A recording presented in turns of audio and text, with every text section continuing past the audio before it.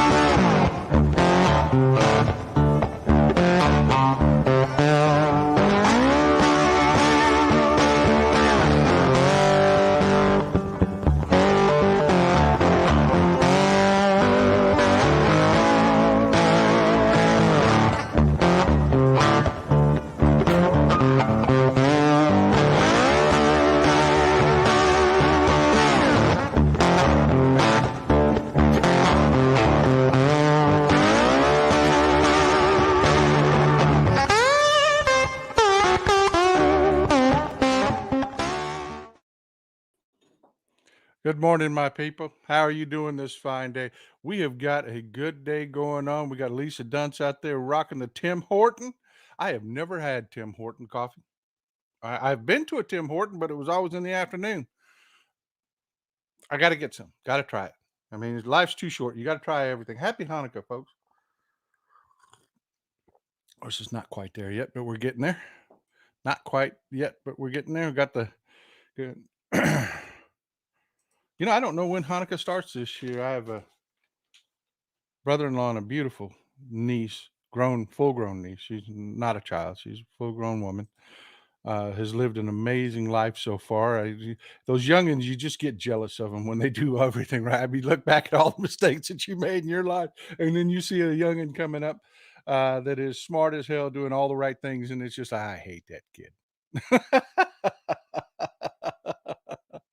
Oh, yeah, I don't know when Hanukkah starts this year, so I'm going to look that up real quick.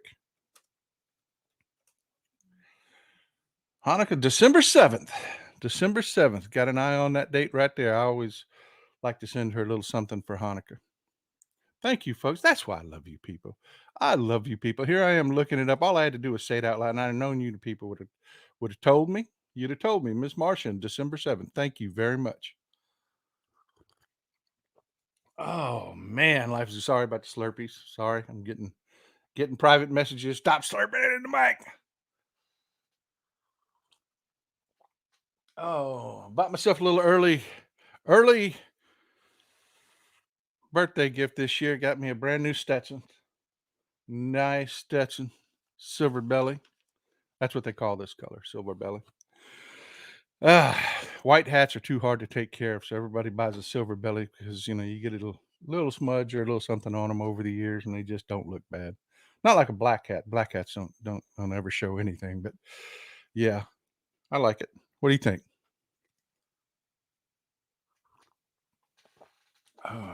That was my gift to me for my birthday. You would not believe how much one of these damn things cost. Thank you, Heidi G, Miss Gorman, Wonder Woman is in the audience. I love Heidi Gorman. I really do. She's an amazing human being. All right, let's talk about what we've got going on today. Mike Pence. We got revolutions coming out of Mike Pence. ABC's breaking a big story. You've probably seen mentions of it on social media about the revelations coming out of Mike Pence. I want you to keep in mind as we talk about these things. Great job by ABC, by the way. Great job from ABC. This is being sourced from an anonymous source, but I know who the source is. I know who the source is. It is Mike Pence's legal team. They would be the only people that have inside knowledge. Jack Smith doesn't leak, folks. He doesn't. He just doesn't leak. He's professional through and through. That would leave very few handful of people that would be privy to what his testimony to Jack Smith has been. That's going to either be Mike Pence's mother, Mrs. Pence, or it's going to be his lawyers. And I'm going with the lawyers. I'm going with the lawyers. And one of the reasons I know it came out of Pence's camp is all of these revelations are worded and constructed in such a way that they're flattering to Mike Pence, even when they're just god awful. I want you to jump on the Wayback Machine with me, and I want you to think about the time frame in which we're talking about. All these revelations from Pence are from the election, from the 2020 election. I want you to remember these people right here, because I want you to think about how closely we didn't just dodge a bullet in this last election. Our democracy didn't just dodge a bullet. I did, Nancy. I did. Thank you. I did. And Rich Lawton, thank you for that offer. Thank you very much for that offer. But I've already ordered the mic. That was very kind of you. We have a longtime viewer, a longtime supporter that offered to actually just pay for the mic. That was damn generous of him. But no, I've already ordered it. It should be here for Friday's show. Should be here up and running. Thanks for asking, Nancy Hayes. I did. I did order it. That's why some of these, if you go back and look at the Pence story here, the ad is for Sweetwater because I still got the cookies on my computer.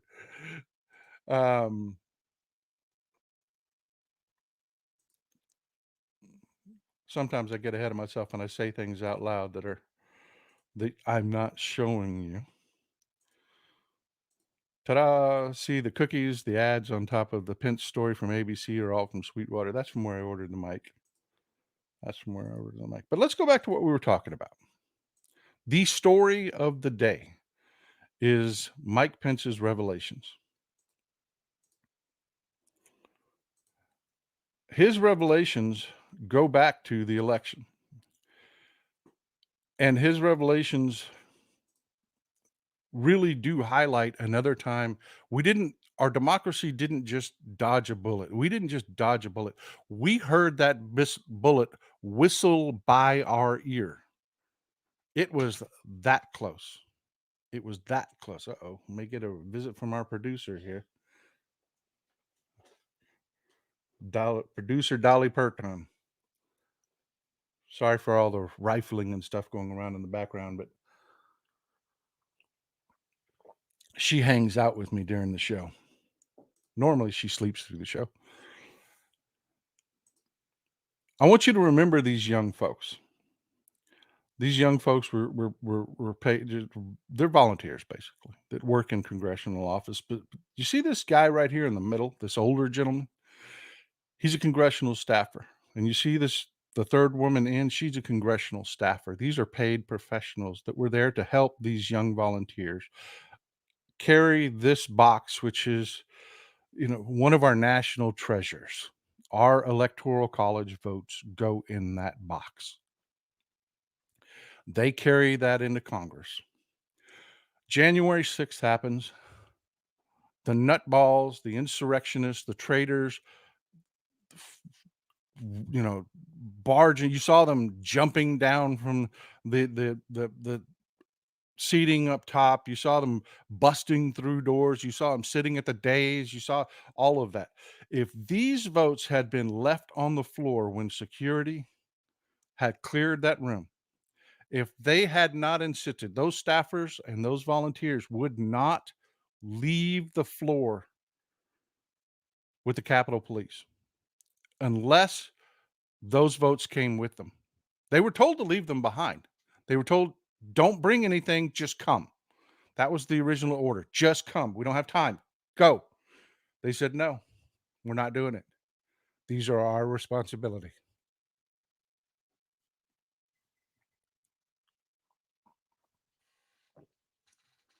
And that's what putting country before yourself looks like. They had to be terrified. They had to be scared. You had a wild mob closing down in on them, and they would not shirked their responsibility. They grabbed those electoral votes and carted them to safety.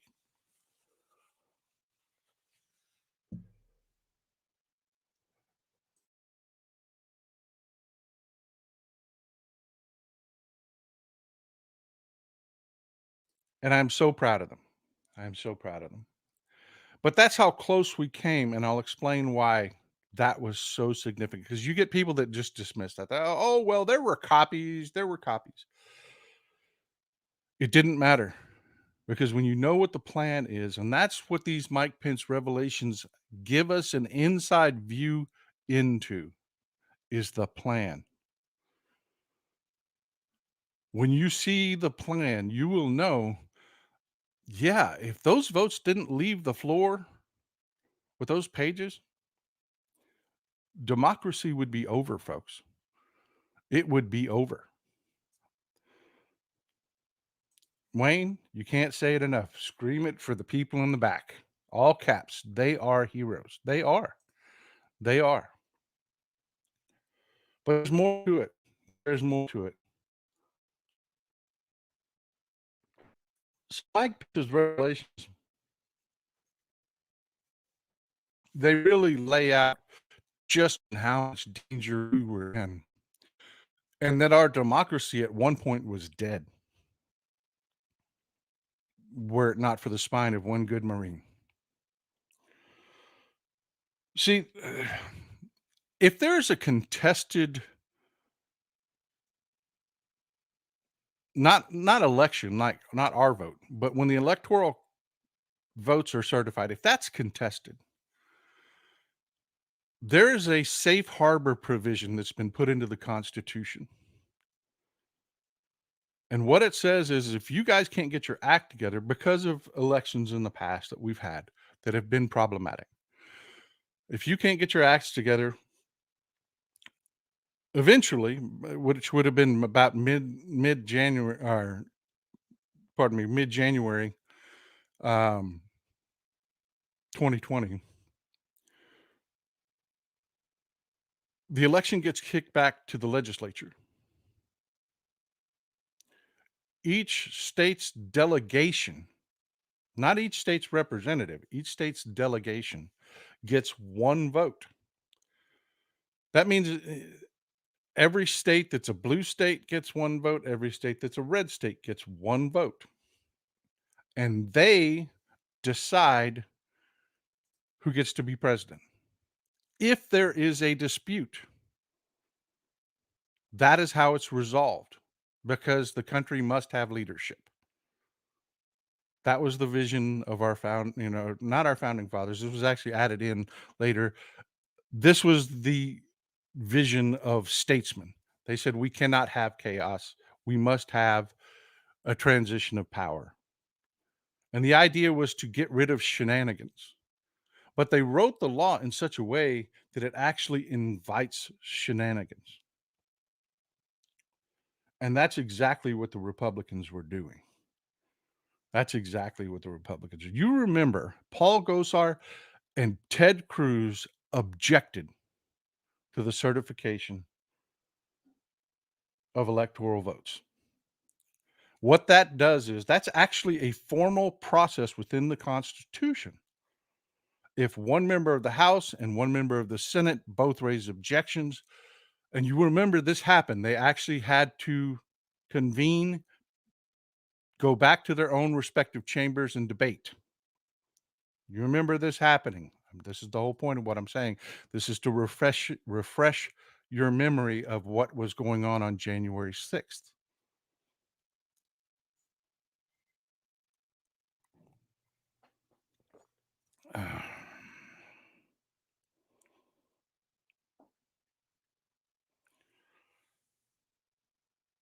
Gina Lawson, I was looking for your comment there. Statesman got it all wrong. The intent was good. The intent was good. It really was. It was to avoid these types of shenanigans. But it actually just created a framework for them. And that is something that going forward in the future after the 2024 elections, when we dominate the 2024 elections, this needs to be a legislative priority. We need to fix this. This is critical to the survival of our democracy.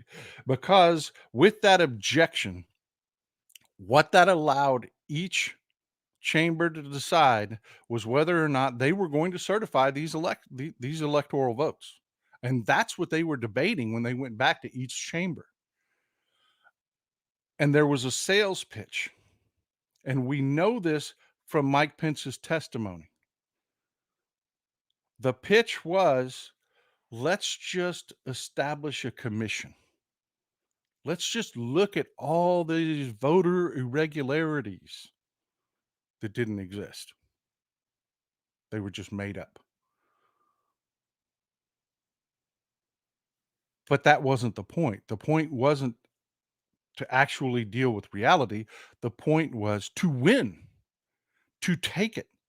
Because if they could have set up this committee, they could have drugged their feet. They could have finally had and it's just a majority vote. It is not a super majority vote, folks. It is 50 plus 1 in the Senate. All they had to do was hold a majority vote, which the Republicans held at the time, and they could have kicked this back to the legislature to decide who was the president.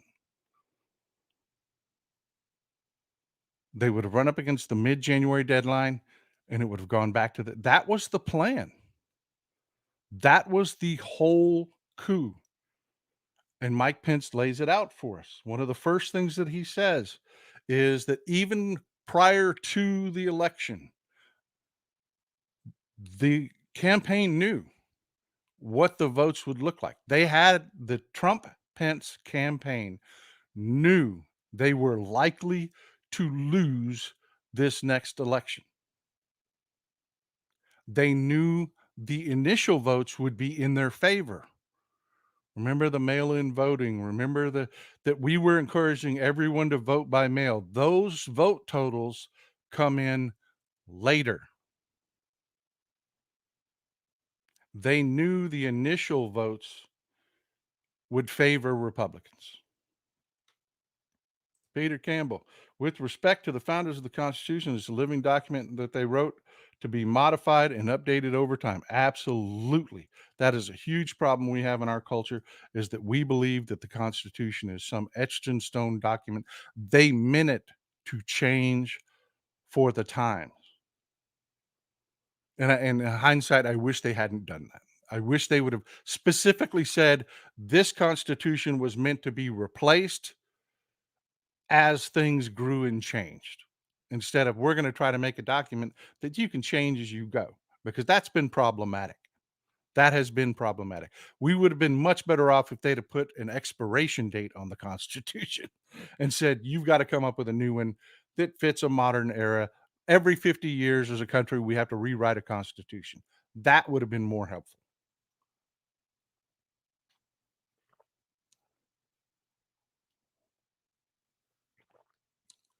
But let's talk about that revelation. Mike Pence comes out and says, "We knew we were going to be favored early. We knew it was our strategy to declare victory." And that's what they did. That's what they did. Prior to that, Trump had already decided that he was going to declare this loss fraud. You remember leading up to the election, oh, there's fraud. There's fraud. We've got to do this. There's too much fraud. Even before the election was held, there's just fraud. After the election is held, the votes went exactly how all of the actual professionals thought it would. Trump led early. We Democrats cleaned their clock in the later votes, and we overcame their margins. And it wasn't close, folks. The folks on the inside that really count votes were not shocked by the 2020 election. This is what the polling said was going to happen. The real polling, not the stuff you see on CNN, not the stuff that the campaigns help pay for. The real inside polling all said this is what's going to happen. This is what's going to happen. We know that Biden's going to take Pennsylvania. We know that he's in. The only shocker was Arizona. That was a toss-up in all the internal polling. That was the only one that everybody said, "Oh, I'll be damned." And Fox News, of all people, got it right.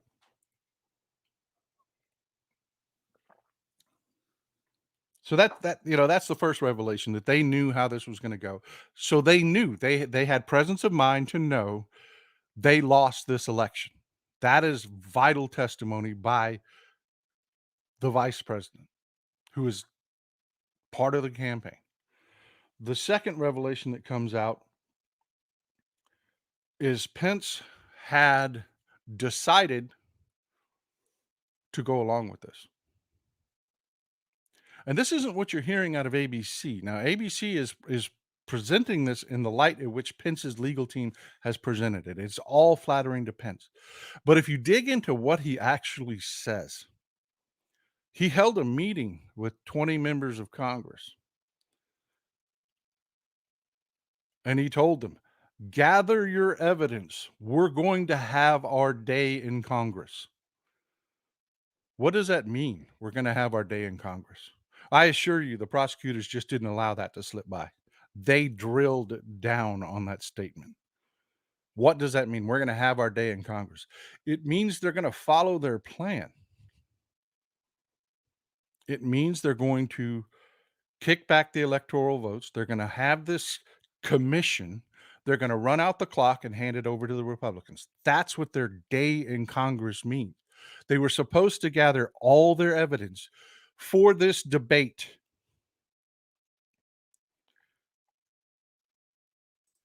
Yep, Philip Alpore, absolutely right. Third parties can draw enough votes away that they can actually cause someone to not have a majority. Another legislative issue that needs to be addressed.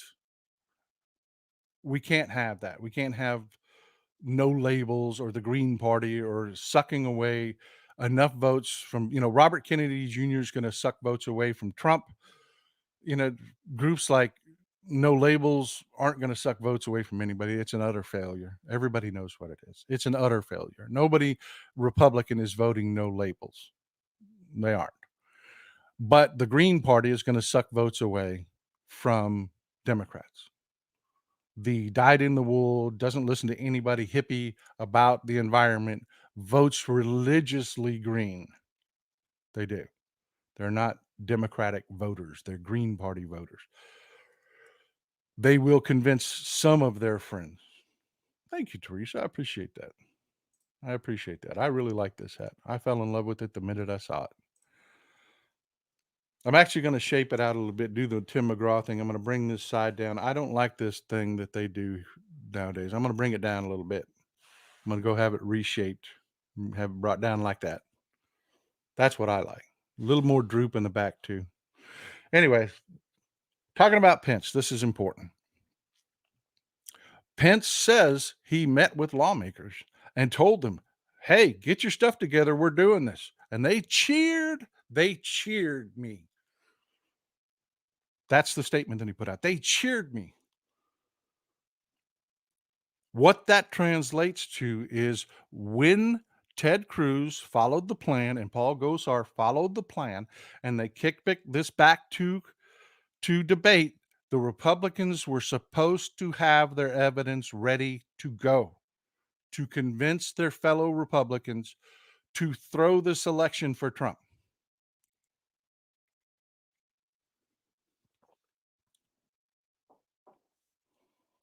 Moving forward,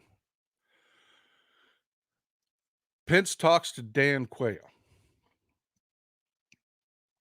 He just has a moment of introspection, and he calls his friend Dan Quayle, former Vice President Dan Quayle, who's also from Indiana, longtime friend of Mike Pence. He calls him and he tells him what the plan is. And Dan Quayle says, "Can't do that, man.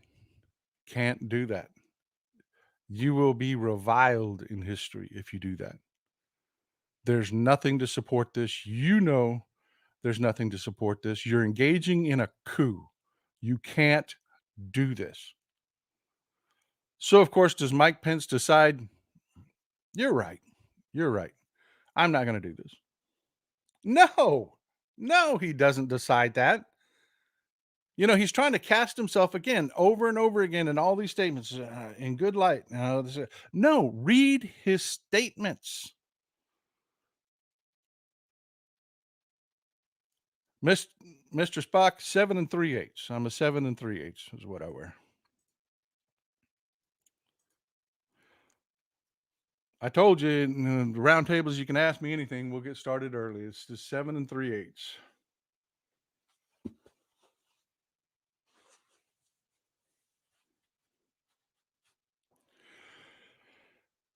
So, does Mike Pence say, "Oh, Dan, you're right. We can't do this. We can't do this"? That's what was originally reported, was that Dan Quayle steeled his spine to get Mike Pence to do what he did, which is to show up and do his job. No.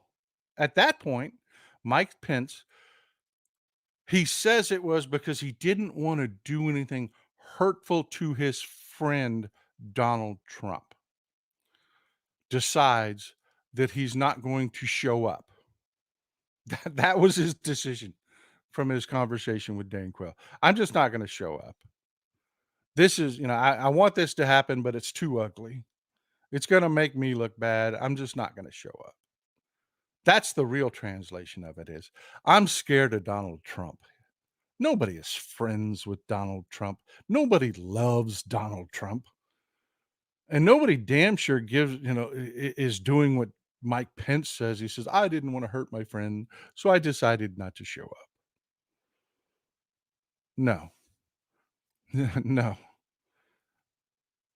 He decided he didn't want to be destroyed by history, but he was scared of Donald Trump. So how can I split the uprights on that? How can I not get Donald Trump on my ass and still make this plan happen? Oh, I know. I won't show up. And he calls his buddy Chuck Grassley. Remember the insane tweet? Everybody's head blew up. Why? Yeah, there you go. I love you people so much. I love you so much. You knew exactly where I was going with this. You are so smart. You are so smart. Most people, you have to catch up on everything. Nordes Rodriguez, great. That leaves Grassley. Exactly. He called Chuck Grassley and he said, Chuck, I can't do this, man. I can't. Chuck said, no problem. I'm older than dirt. I'm about to be done anyway. Yeah, it's just Jesse. Look, it's a Stetson. A couple of my hats are Stetsons. I do like Stetson. I do. I like Resistol and Stetson. Um, but yeah, no, he didn't decide to do the right thing. Mr. Mike Pence in the garage on his phone. I'm saving our democracy. I'm doing the right thing. No, that's not what he did. It's not what he did. His instinct was to throw this to Chuck Grassley, whose career is over. Chuck Grassley's done. Chuck Grassley farts dust. That man is so old. He had dinner with Jesus Christ. I mean, he is old. And he was more than willing. And that tells you exactly right there. He was more than willing to follow this plan. He was more than willing to allow Ted Cruz and Paul Gosar to initiate their objections. He was more than willing to go back to the debate. He was more than willing to throw this election to a committee, which would run the clock out and hand it to Donald Trump. That was the plan. Mike Pence said when presented with this plan, he thought it was crazy. He thought it was insane.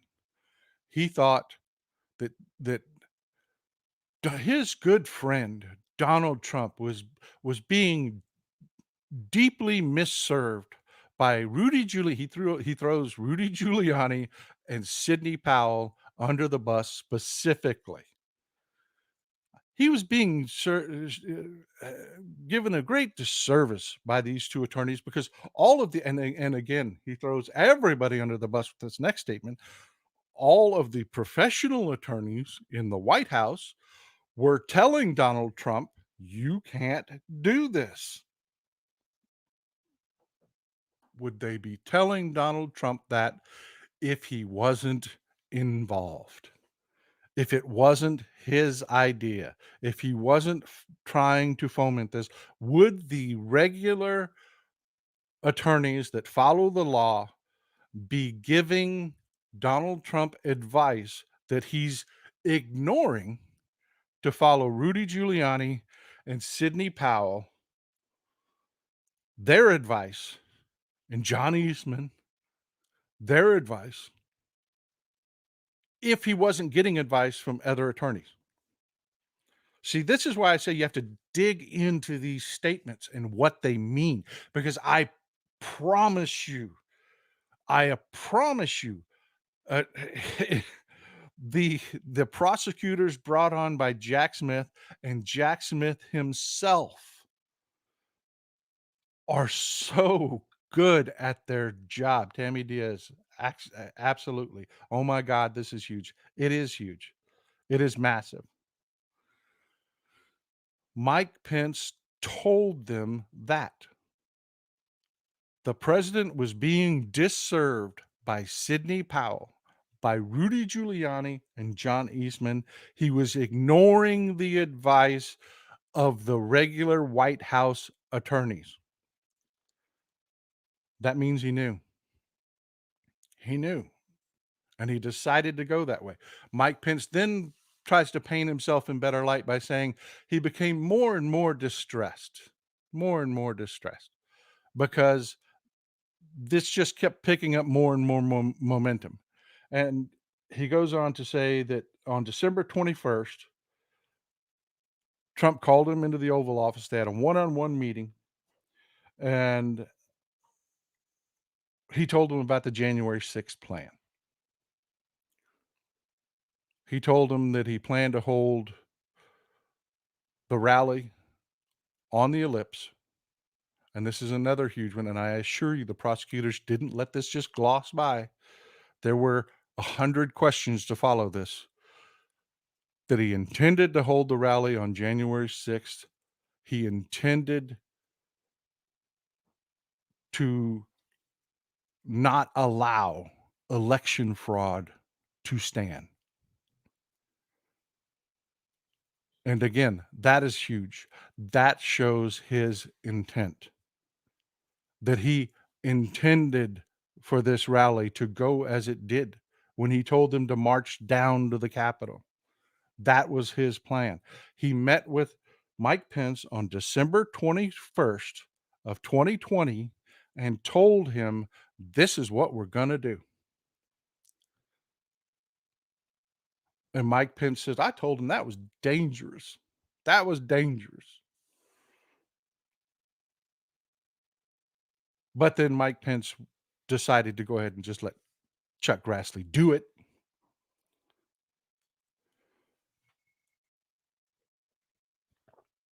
He also says that Donald Trump told him to not certify the election. Again, huge, huge. Both of those, if you dig into them and imagine to yourself what the follow-up questions were from the prosecutors were in those statements. A, Donald Trump said that he was intentionally holding this rally to not allow this electoral fraud to happen. Imagine their follow-up statements to that. And then imagine the follow-up statements to the, to I'm going to go ahead and just step aside and let Chuck Grassley, Ted Cruz, and Paul Gosar and all of them just do this. We're just going to do this. Exactly, Sherry Foster. Mike Pence is just simply trying to save his own butt, no more, no less. Absolutely, he is. Absolutely. So we fast forward to December 23rd, and Mike's flying out for the holidays because remember, everything shut down for the holidays. Congress shut down, everything shut down.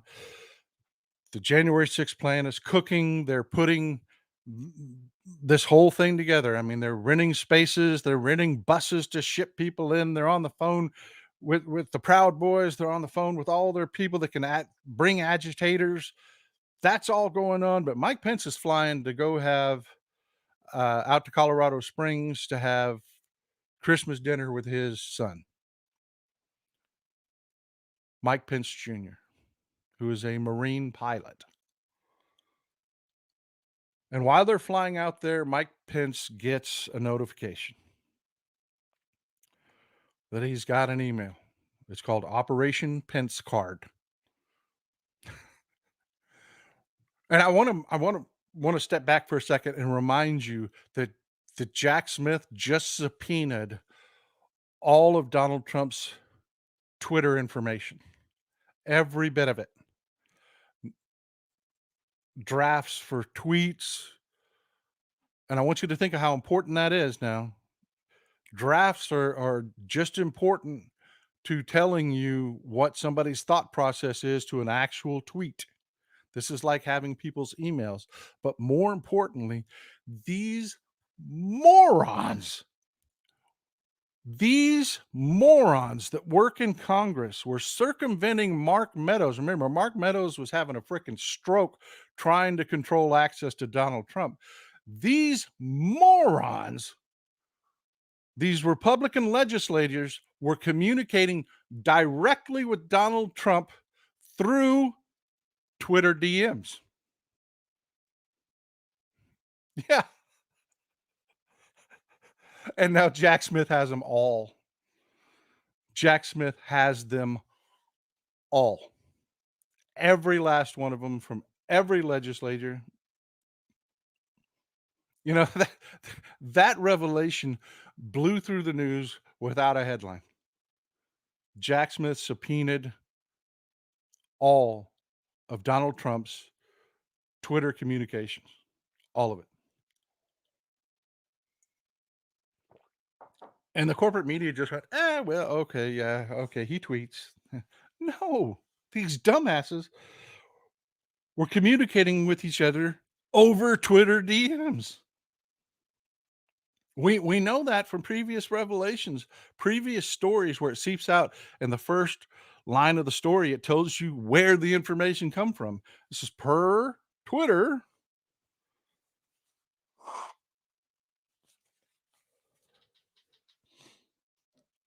That's important going forward. Now remember, December 23rd, Pence gets Operation Pence Card memo, the Operation Pence Card memo, where he was supposed to disqualify the slate of electors. Again, state of mind. It is pure testimony. I mean, think about that testimony on the stand. You got a memo from the president's attorney that says this is the plan. You're going to disqualify electors. You're going to send this to a committee. We're going to run out the clock. They have it all. They have it all. But Pence goes to dinner. And he says, "Oh, it was just briefly. It was just briefly. I thought I wouldn't show up. Just briefly. Just a few minutes, just a fleeting thought. Lie. That is a lie. You know it's a lie. You know it's a lie because Chuck Grassley sent the frickin' tweet out that said he was going to be president of the Senate at the time. You know that's a lie. There were communications. Chuck Grassley didn't send that out without talking to his friend Mike Pence, and I guarantee you the prosecutors drilled down on that. And he says, after briefly thinking about that, I decided I'm just not going to hurt my friend that way. I'm just not going to show up. Just not going to show up. But then I sat down and had dinner with my son. And my son said, Dad, you took the same oath of office that I did, which is true. They do. Vice President takes same oath of office that a frickin' Marine takes. And his son told him, you've got to stand by the Constitution. Now, Mike Pence's son is not a rabid Republican. He is not. You'd think a lot of these families are. In fact, his Mike Pence's son's wife is an avid supporter of BLM. She is. Her social media, she testifies. She's one of us liberals. Liberals. And he told his dad, he said, you can't do this. I know you will be not fulfilling your oath to the Constitution. And that put the steel in Mike Pence's spine to make him do what he did. When they went back and they debated, Mike Pence then said, look, I see no evidence. You were supposed to bring evidence. I see no evidence. Through this whole process, you've said there was election fraud. I see no evidence. And not enough Republicans would sign on. They couldn't sell it. And that, my friends, is how close we came to losing our democracy. The vice president had decided that he would allow this to happen. Republicans had decided that they would go along with this.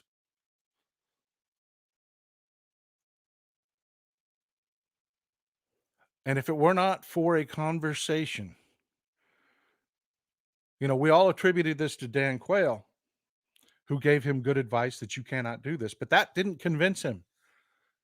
Per Mike Pence's own testimony, that did not convince him. All that convinced him to do was to avoid the mud. Avoid. Amen, Jenny. Amen. Hooah.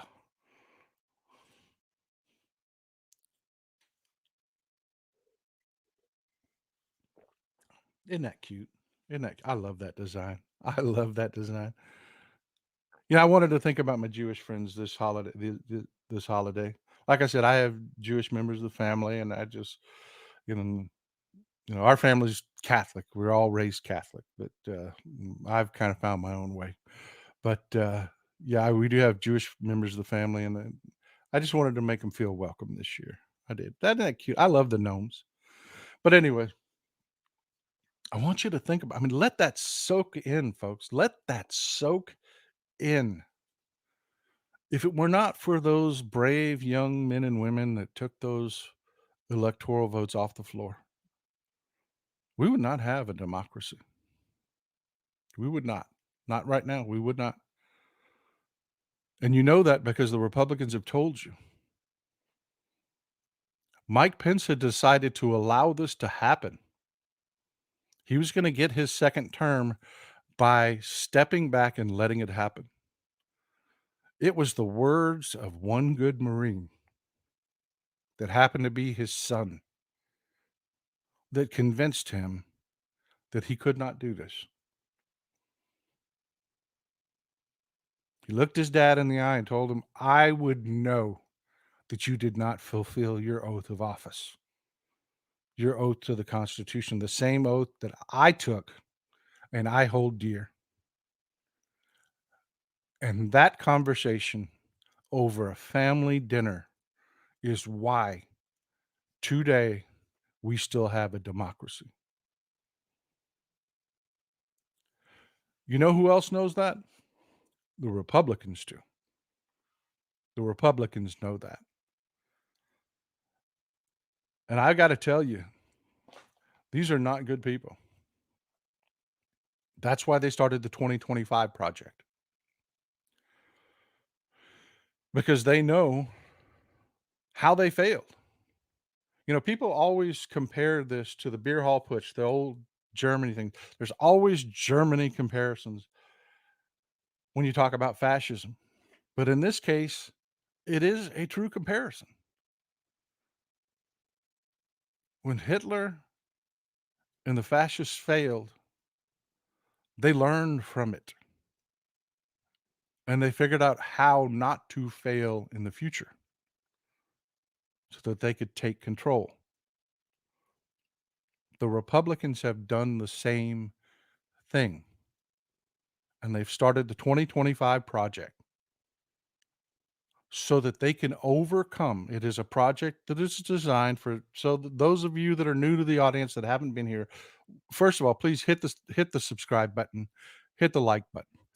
For those of you that are here, that haven't been for one of my previous been here for one of our previous discussions of the 2025 project.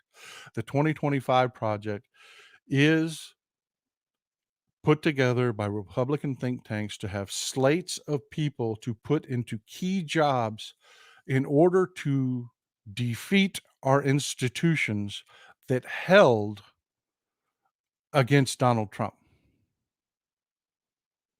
namely the DOJ, namely the military. Mark Milley stood against Donald Trump and wouldn't allow him to do extra constitutional things. The DOJ would not run with the electoral fraud nonsense. Imagine if the DOJ, imagine if the DOJ had backed this, had done a Bill Barr completely. If everybody that held Bill Barr up in place had not threatened to resign, which they did, they threatened to resign. That's how that institution held.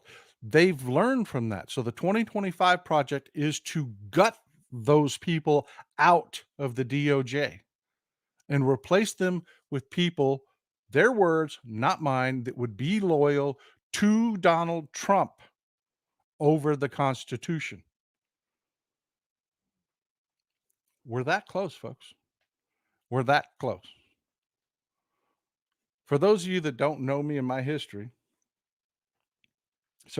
great comment, Suburban Housewife.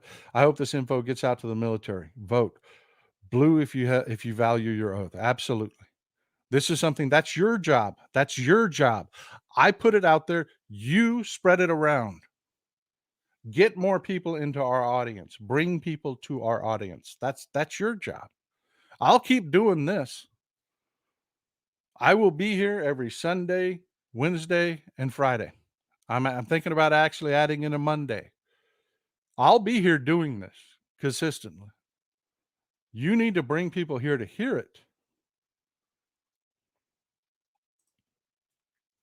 Linda Blanton, why is no one calling out Tommy Tubby for saying out loud his real reason for the holdups? He said he hates woke military. Holdups will out the woke military for nationalists, just like 2025. Exactly. It is the 2025 plan, Linda. I've said that repeatedly. It is the 2025 plan. That is what Tuberville is doing. That's what J.D. Vance is doing by holding up State Department and DOJ appointments.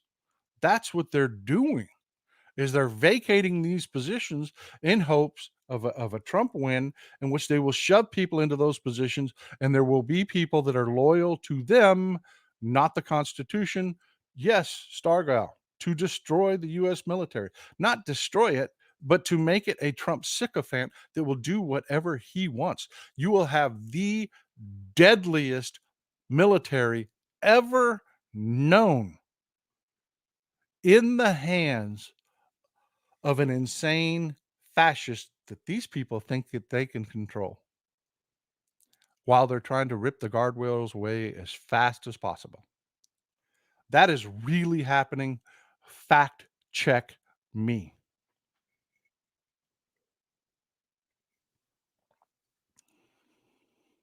Standard Error says it will never happen.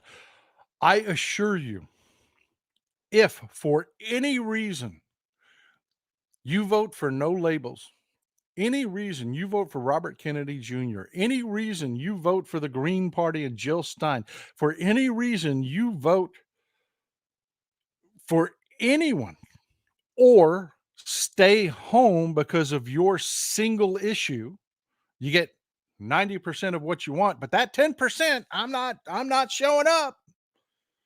Whether it be economics or Israel or whatever your policy is, your one issue, I'm not going to do it. That's why all this propaganda, this Russian trollery has been aimed at these kids to create this hashtag genocide Joe. I can't vote for genocide Joe. That is to get those people to stay home, because if they stay home, that is a vote for Trump. Hey, we got a birthday. Ben Loco, happy birthday, Jackie. Jackie who? I didn't see that. Jackie, I would love to call you out for your birthday. Matthew, thanks for the support, buddy. Melody K says, thank you for this community. Texas Paul and wife means a lot. I'm telling you, folks, grow our community. Grow our community. Your word of mouth is what grows this community. Bring more people in. What you do in this live chat here is amazing. It is amazing. But folks, I just really wanted you to know we're not out of danger. We're not. Where I was going with that is, if you do any of that, yes, we can still lose our democracy. We have to dominate the 2024 elections. We have to win in red states.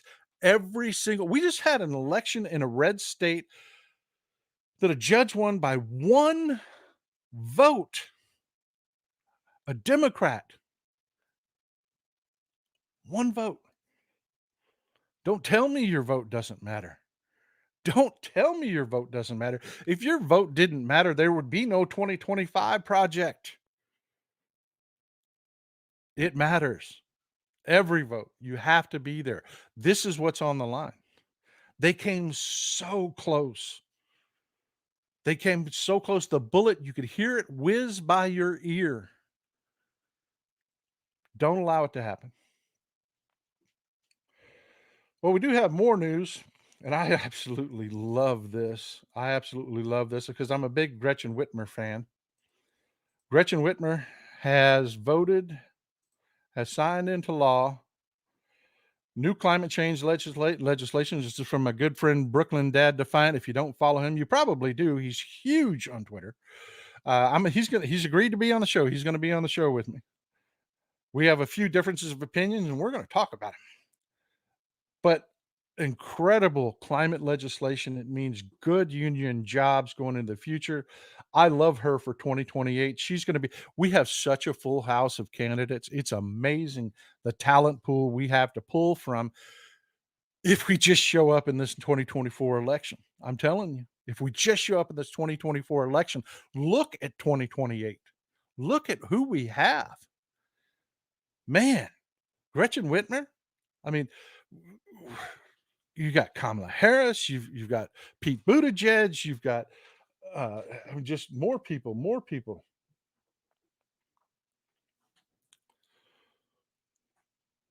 It's amazing. It's just amazing. We've got James Comer. We're going to run a couple minutes over. Stay with me, folks. Stay with me. We've got James Comer that is running his mouth.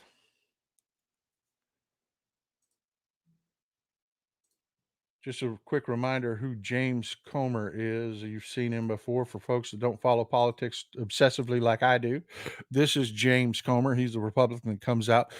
Folks, the Republicans have a modus operandi, way they do things. They hold private, classified, you can't hear hearings. Then they come out and lie about what was in the hearing. And they tell you a direct lie to your face that we had testimony that this is true. And then it turns out to not be true. Latest example, the check. Remember the check? Remember the check? Joe Biden loaned his brother money. His brother paid him back. They said this was just testimony of internal fraud in the Biden crime family. It was just a check where his brother paid him back for a loan. Said right on the check, repayment of loan. That's what they do. They hold private hearings, and then they tell you things that aren't true about what occurred in the hearing. Yeah, they were really, really, really, really hoping to get Hunter Biden in a private hearing so that they could mischaracterize his testimony. Hunter Biden called their bluff. He called their bluff. See, the idea was to try to get Hunter Biden to testify. He couldn't testify because he has trials ongoing. You don't do that. Your lawyers don't let you do that. So they knew that he was going to say, "Nah, I'm not going to testify." And then they were going to run to their voters and say, "See, he's guilty. He's guilty. He won't testify. He's scared." So Hunter Biden called their bluff. He jujitsu'd them. He absolutely judoed them right into the ground. He told them, "I'll testify in public." And James Comer went, "Oh, no, no, not in public. Because if you testify in public, I can't lie about what you said. And I can't ask really stupid questions because the whole world will see me ask really stupid questions."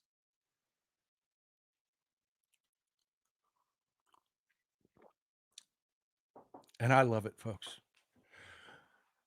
The Bidens are so much smarter than Republicans. It hurts to watch sometimes. It just hurts to watch. Hunter Biden grabbed James Comer by the wrist and flipped him flat over on his fat ass back. And James Comer is terrified, and Fox News is running as much shill protection as possible because this is pretty blatant, folks. Even an idiot maggot, can understand this. The man wants to testify. You wanted him to testify. He wants to testify where I can see it, and you don't want him to? Oh, no. Fox is bending over backwards. They got Jesse Waters and the rest of the numbskulls all trying to bend over backwards, and Newsmax trying to bend over backwards to spin this as, "Oh, Biden's playing a game. He's playing a game." No, he's not. He's saying, "We'll do it. Let's do it in public." And I love it. Peter Campbell, always so much support, sir. I'm so grateful. The Republicans have decided rather than to enter the contest of ideas that allow more people to prosper, they would rather say no to progress to people of our nation. Vote for the future. Absolutely, sir. Linda Blanton, can you talk about Texas abortion casing? Yes, absolutely. Absolutely. And Gina Lawson, thank you for the support. That's right, G.R. Johnson. He said yes. He said yes. We've got Rosalind Carter is being laid to rest today, folks. I'm going to try to get through this without choking up. We have a picture yesterday. We have President Carter, who's in hospice care, who is on, I'm going to be honest with you, he's on death's door. He is. Loved his wife so much that he insisted. His family told him, "It's okay. You don't have to be there. It's okay. Understand. You may not survive the travel." He said, "Oh, I'm going to be there. I'm going to be there."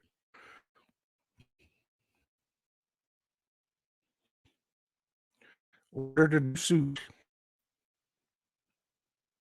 and showed up. Damn it. He's a good man, and he loved his wife dearly. And his testimony that being Christian is not a declaration. It's a life's journey. I am not Christian. But someone like Jimmy Carter absolutely gives me faith in that there are good and decent Christian people out there because he's lived it and he's a good husband. And on that note, we have the Trumps.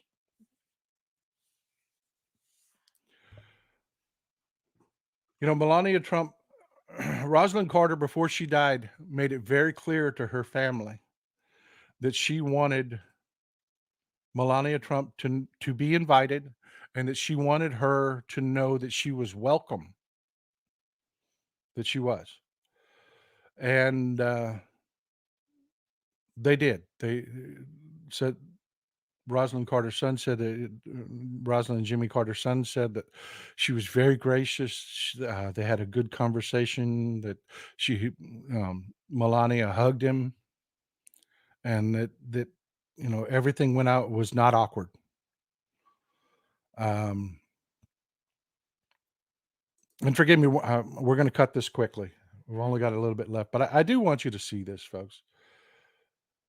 And it's so frustrating. Trumps cannot help but be Trumps. If you're ever invited to this type of funeral, the appropriate attire is black.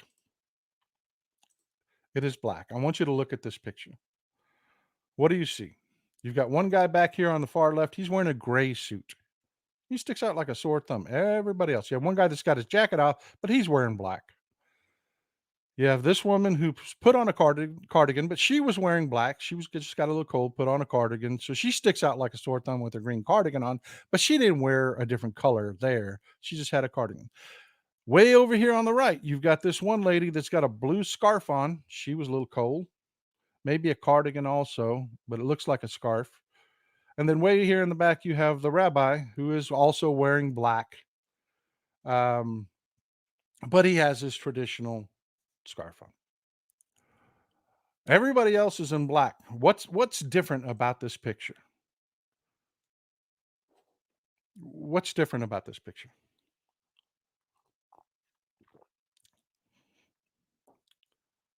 Yeah, the lady in green I pointed out, she's wearing a cardigan. She's actually wearing black.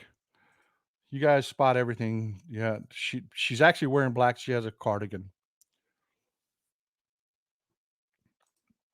Yeah, Gina Lawson, that's something we're going to talk about maybe Friday or Sunday was the term limits vote. Melania is wearing a gray tweed dress. The only person, and I can tell you, nobody said anything to her. Nobody said anything to her, but I assure you, it didn't go unnoticed. And if you want proof, uh, Michelle Obama's face says it all. Let me open this up in another tab so that you can get a closer look. So you can get a closer look.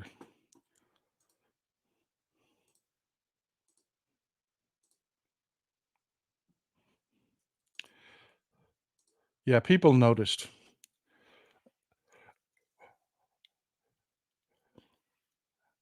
I think Melania's expression says it all. Have class, people. If you're ever invited to something like this, have the class to show up in black. If you don't have a black suit, buy one. Do what Jimmy Carter did to honor his wife. Order a new suit. Well, folks, we've gone over, and I'm sorry.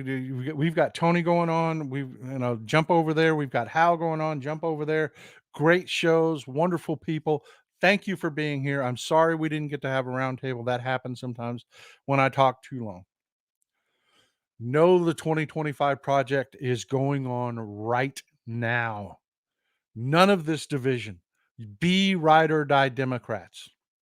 Be ride or die Democrats. No matter what happens, we vote for Joe Biden. I don't give a damn if we end up having to weaken and burning his ass through the election. If that man died, I would vote for him.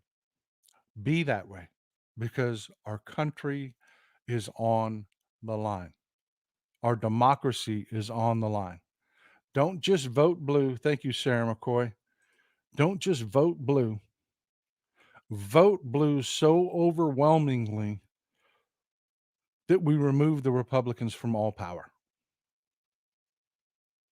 That is what we have to do. They've shown us, they've told us, they have told us what they want to do. They've shown us what they are as a party. It has to go. End it. All you have to do is walk into a voting booth, no matter what obstacles they try to throw in your way, show up and vote. I love you folks. Thank you for being here. As always, wonderful to talk to you. Wonderful to talk to you. Enjoy. I'll see you over at Tony's show. I'll see you over at Hal's show. Have a wonderful day.